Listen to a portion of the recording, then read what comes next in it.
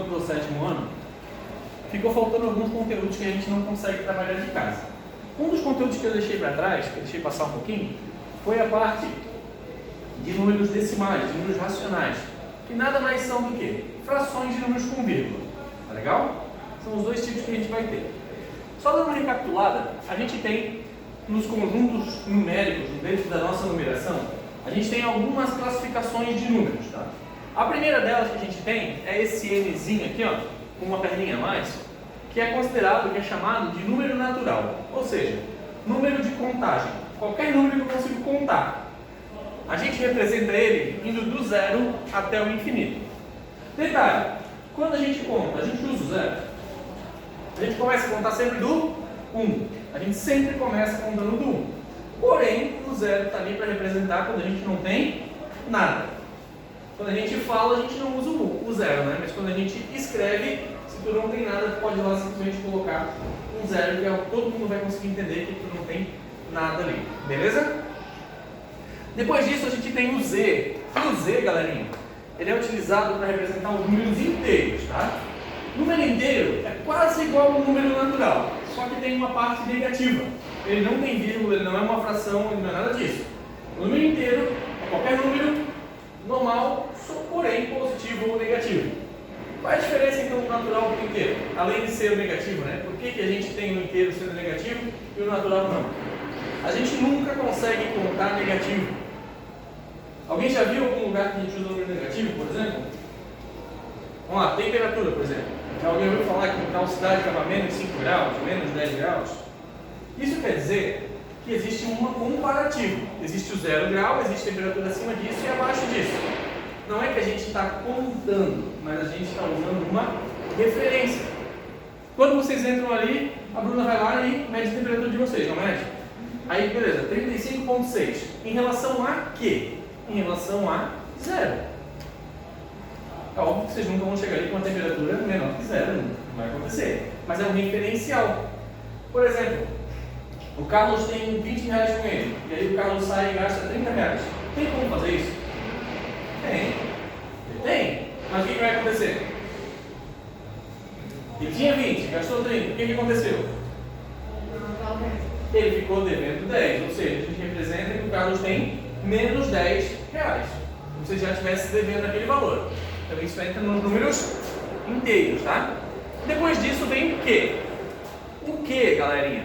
Vem da palavra quociente. Quociente significa, quociente, ele é o resultado de qualquer divisão.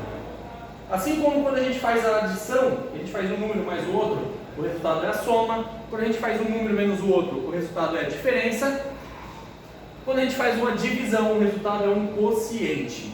Então, esse aqui representa isso. Por quê? Esse aqui é o conjunto dos números racionais, né? Racionais, eles vêm de uma razão. O que quer dizer razão? Vamos lá. Vocês já ouviram falar que a gente tem animal racional e animal irracional, né? Já ouviram falar isso? Qual é a diferença de um animal irracional para um animal racional? Qual é a diferença? Pode falar dessa hora, essa que vocês falam. Qual que é, Carlos? De um animal irracional para um animal racional? Brincadeira, né? Claro, o racional é aquele animal que utiliza a lógica para poder fazer as coisas, que é o nosso caso. A gente consegue pensar em alguma coisa, planejar, estudar o que a gente faz. O irracional é um animal, geralmente a gente tem considerado todos os outros animais sem ser o ser humano, mas é o quê? Ele sabe comer, ele sabe ter filho, ele sabe cuidar do filho, ele sabe caçar, mas ele faz aquilo ali porque é automático. Não existe uma explicação para fazer, ele não planeja. Tu não vê, por exemplo, um gato, tirando o Tom e Jerry, tu não vê o gato fazendo uma armadilha para pegar um rato. Ele vai lá e pega, não é assim? Então não existe uma razão para ele fazer, é instintivo. O que a gente pode contrapor aqui? A gente tem números que acontecem. O número acontece, por exemplo, o natural ele acontece. A gente conta e ele estava ali. É muito provável que em algum momento da humanidade a gente não chamava de 1, 2, 3, 4, 5. Mas o pessoal sabia como contar o que eles tinham. Era diferente, com certeza, mas ele tinha. O número racional, então ele funciona em função de uma razão. O que é essa razão? Essa razão é uma divisão. Qualquer número que seja dito racional, ele surge de uma divisão. Então, por exemplo, como é que eu faço para conseguir zero? Resultado zero numa divisão. Olha, eu tenho 0 chocolates, eu quero dividir em 10 pessoas. Quanto cada uma vai ganhar? Quanto? Fala. Fala. 0. Se tu tem 0 para dividir, cada um vai ganhar 0. Significa que eu consigo fazer uma divisão com 0? Consigo, acabei de fazer. Ah, se eu tenho 10 chocolates e eu quero dividir em 5 pessoas, quanto cada uma vai ganhar? 2. Beleza, então 2 é racional. Ah, eu tenho 1000 coisas para dividir por 1000 pessoas. Vai dar quanto para cada uma? 1. Então ele é racional. Qualquer número eu consigo fazer uma divisão, ele é racional. Beleza? Tranquilo? Qualquer quantidade, galera, que eu consigo dividir é racional. O que vai ser irracional, então? Raízes não exatas. Depois a gente vai ver o que é isso, mas é raiz quadrada que não dá certo, raiz cúbica que não dá certo e por aí vai. Esses são irracionais. Tranquilo isso aqui? Alguma pergunta? Não deixa eu colocar fora da máscara, desculpa aí. A máscara fica caindo.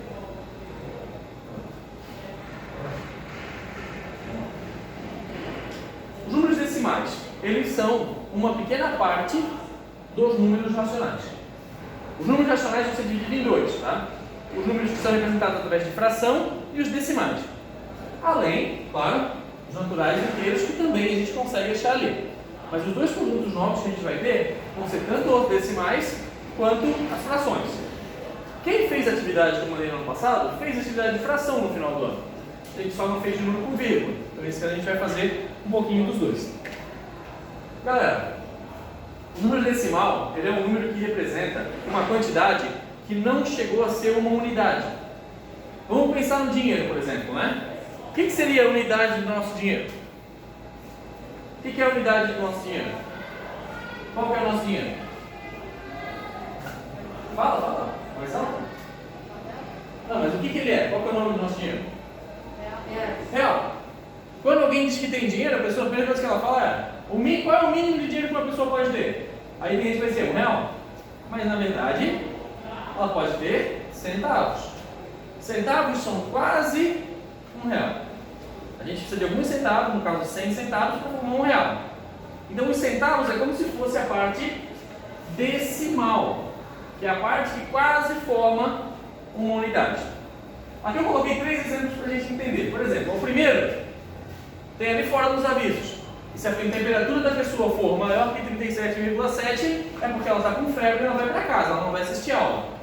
Todo mundo leu esse cartaz lá embaixo, provavelmente, né?